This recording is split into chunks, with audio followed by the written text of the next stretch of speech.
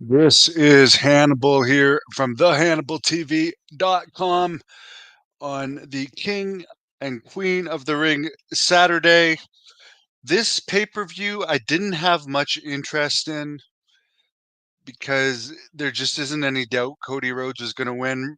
Logan Paul was probably the best challenger they could get because he's mainstream famous, and the big highlight from that was a very impressive and very good frog splash from Logan Paul, where he made sure to plug his energy drink. Great partnership they have with Logan Paul and WWE. Logan Paul's making a ton of money, and being able to plug his crime drink to the WWE audience. WWE is being made quote unquote cool by Logan Paul, one of the top YouTubers in the world, and he's getting WWE people on his podcast, opening them up to a new audience. So it's a good collaboration. But as far as I know, John Paz, who by the way did a full report on this, it's in the link is in the description. Thanks, John, for doing a report. To me, I can't watch a match with any entertainment value if I already know who's going to win. I just don't even want to watch it because the whole fun of watching a match to me is if you don't know who's going to win or not. And they're already talking about The Rock against Cody Rhodes at WrestleMania. This week, I even saw a report on Cody Rhodes. He's not even plugging in this interview the match. He's plugging, oh, he wants to have a manager for this title run. So, I mean, it's like he's already looking advanced to this, saying this is his title run, and he's already looking for a manager. So, anyways, I just didn't find any interest in that. As far as the king and queen of the ring, I guess the king of the ring was Gunther, who recently lost to Sami Zayn. I mean, I can't take him seriously after he lost to Sami Zayn, but he is talented. Queen of the ring was Nia Jax, who I believe is related to The Rock, who's now on the board of directors. Um, Now mysteriously nobody, even though she did, I'm not taking anything away from her. I never had an issue with her because I haven't seen much of her. But it's funny that she had all this heat and there was all this negative talk about her before The Rock got in as one of the board of directors. Now you don't hear all the girls bitching behind the scenes about her. Maybe because a relative of hers is on the board of directors. That's just my opinion on those. I did watch the highlights. To me, it's interesting watching the females in these full body suits because I guess it's illegal there for females to expose flesh. Great that they're able to make money and help like bridge the gap a little bit in those type of places. Um, Other than that, none of the results really stood out to me. Let's get into the AEW news. But as John said, from there was 5 matches. They were longer matches, which he likes. And for a wrestling fan like him, he liked it. But he's a fan of today's product. He also is more of a fan of the old school product. But he's a better one to judge for the current fans. If you're an old school fan like me that just pretty much follows the results and news, I suggest looking at Logan Paul's frog splash. That was the an impressive. He's a good performer, and they're doing a great job getting him over. Clash in the Castle, which is the next pay-per-view, June 15th at 2 p.m. Again, they don't care about selling pay-per-views anymore, so they're doing these early afternoon pay-per-views from foreign places where they can get large amounts of money to put on shows. It's not really about making people want to buy them anymore, so good for them. Drew McIntyre against Damian Priest for the world title number 2. I still think they should have given this title a different name than world title because it's confusing to people on who's the actual world champion. To me, they should name it something else or just make the Intercontinental Championship mean something. I don't even know who the Intercontinental Champion is. I don't even care because to me, the second title now is this Damian Priest title. That's the new Intercontinental title. The Intercontinental title is just a fairly meaningless title to me.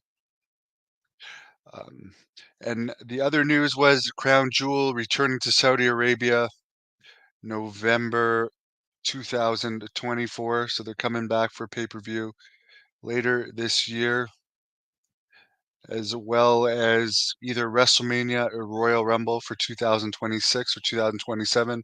They already announced a 2-day SummerSlam for Minneapolis in 2026. Will Royal Rumble expand to 2 days? As long as they keep getting large site fees, probably. Shout out from Ireland. We're getting a lot of fans from Ireland lately. I was supposed to wrestle there back in 2008. Maybe I will wrestle there again upon my return. I haven't even got to the AEW news. Let's get into it now. Um, Sorry, looking at my notes here. Eddie Kingston is going to be out over a year with this foot injury that he's going to be out until May of 2025. So a year or more. I know how bad feet injuries can be. I've had one that I'm just getting over now, and I wish Eddie Kingston the best. I think AEW. I know Tony Khan is big AEW New Japan mark, but he should reevaluate. I mean, Eddie Kingston was one of the few talents that was kind of like homegrown and over. People liked him. He's more over than your average AEW wrestler, and he gets hurt on a New Japan show. The same night that they had over 6,000 in Vancouver for their debut in the market. So you gotta maybe Tony Khan doesn't care, but maybe you should reevaluate when you're letting people wrestle. I mean, who even watched this New Japan show? It was in front of 3,000 people. It was New Japan USA. Do as many Japanese fans watch the USA pay-per-views? I don't even know what the pay-per-view buy rate was. I'll look it up.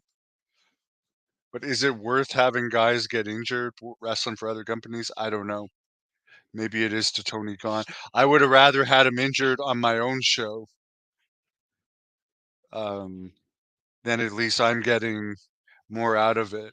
But but apparently a lot of their guys, and you know how Tony Khan is a really nice guy, would not want to stop wrestling for New Japan because they like wrestling for New Japan. Some of them I've heard John Moxley, for instance, prefers wrestling for New Japan, which was probably true because he's been on New Japan shows over AEW shows. He was also in Japan, even though he was on the poster for the AEW Vancouver show. He chose New Japan. They'd rather have their top stars wrestling elsewhere, which is one of their downfalls as far as I'm concerned. Darby Allin will be replacing Eddie Kingston. Darby Allin has a broken foot that he's recovering from. Eddie Kingston has a serious many issues with his leg. Got those two confused. There's a lot of issues with his leg from his knee downwards. The Young Bucks. Here's something I was listening to the Wrestling Observer radio today, and they were talking about how AEW's booking makes no sense. Tony Khan recently did an interview where he said he's going to step back and let the wrestlers be the stars of the show. Apparently, the Young Bucks, who injured for some reason, I guess because the Young Bucks are executives in AEW, according to storyline, because they injured Tony Khan. Shad Khan and Tony Khan aren't going to fire them though. They are now placed in charge of the show since Tony Khan can't make the shows. Make sense of that to begin with. But then last week at their event in California, which was their 5-year anniversary, reportedly with about 1,500 people in attendance to 2,000. Forget what the final attendance was. There was 1,500-ish pre-sold. It was not a great crowd at all. But Tony Khan was back. Tony Khan, who the Young Bucks are supposed to be in charge because he's injured, not able to travel, but he made it to Bakersfield, California last Wednesday for an appearance on the show. which made no sense. On that same Wrestling Observer radio show, they said, well, Tony Khan does not like confrontation, apparently, and he does not like actually firing people. A lot of the contracts uh, that are that are set for renewal these days or have renewals coming up, such as possibly Mark Henry, who's done pretty much nothing for the company since being hired and failing as a commentator. He's been pretty much sitting on a bench. He likely won't be renewed, and a lot of others won't be renewed. They were speculating that the Big Show, who's what the hell is the Big Show done since? At one point, he was a commentator longer than Mark Henry. But other than that, what has he done? He's made maybe a couple of appearances. These jobs are great for guys like Jake Roberts, Mark Henry, the Big Show, even Jim Ross. Jim Ross, God bless him, he's going through a lot of health struggles lately. He's still going through them. Hard to follow them all that he's going through, but he's getting paid a ridiculous amount of money too. There's a lot of people in AEW making very good livings for doing nothing. And wrestling insiders, and I agree with this, are saying it would actually be good for the independent scene for a lot of these guys to be released because then they would have to start doing independence to make money again. And the independent scene is not very hot right now. It's going to get hot once Great North Wrestling gets back going again. I can guarantee you that. I can guarantee you, at least for my matches, I'm going to give people a different taste of wrestling, a much more realistic version of wrestling. And guys like Rene Dupree, who's on our June 29th event, is a very hard-hitting wrestler as well. Mario Mancini and Paul Roma are also appearing. That is in Napanee, Ontario. And I'm also wrestling on August 31st in Petawawa, Ontario. And I think it's not official yet, but I'm going to probably film the wrestling scene for my Blood Hunter movie there was some film for it, but it was put on hold due to a bunch of stuff that came up in my life that I had to get taken care of, but I am going to finish filming it this year. And more likely than not, the August 31st event in Petawawa, Ontario, we're going to film the wrestling scene at that one. And the Warlord is going to be there. A lot of others still to be booked. Angel Medina from ECW is also going to be on that June 29th Napanee event. I think it's Paul Roma's first time in the area for a long time. Yeah, well, I talked about that. And there's a lot of nepotism in wrestling. I have nothing to say because I don't watch it. All I'm saying is, remember everyone that used to bitch about Nia Jax? Now that The Rock is in charge, everyone's keeping their mouths shut. It's funny. I like that The Rock is in charge in a lot of ways. But I do hope Vince McMahon opens up another company once his no compete expires in 2025, January 2025.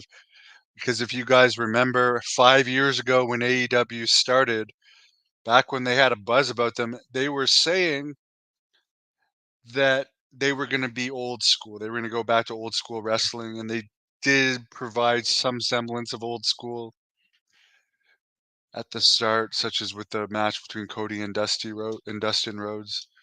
But now it's really far from old school. So we need also a product more like ECW, which doesn't exist. I wish NWA would be more relevant, but I would have to say I've nothing against NWA, but EC3, let's face it, with him as champion, it's got even less momentum than Tyrus, and I wish them the best. I just don't think they have momentum right now.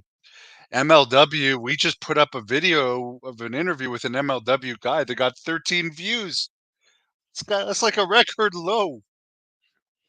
I know it's gonna get more than that, but like that's really bad. That shows you how many people follow MLW. Uh, Impact is not much better under the new management, but I hope that changes.